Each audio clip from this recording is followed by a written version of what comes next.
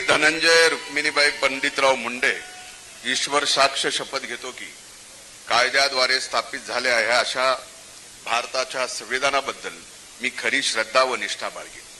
मी भारताची सार्वभौमता व एकात्मता उन्नीत राखेन. मी महाराष्ट्र राज्याचा मंत्री म्हणून माझे कामे निष्ठापूर्वक सत्सद विवेक बुद्धीने पार पाडीन आणि संविधान व कायदा यानुसार सर्व तऱ्हेच्या लोकांना मी निर्भयपणे व निपक्षपातीपणे तसेच कोणाच्याही विषयी ममत्व भाव किंवा आकस न बाळगता न्याय वागणूक देईन.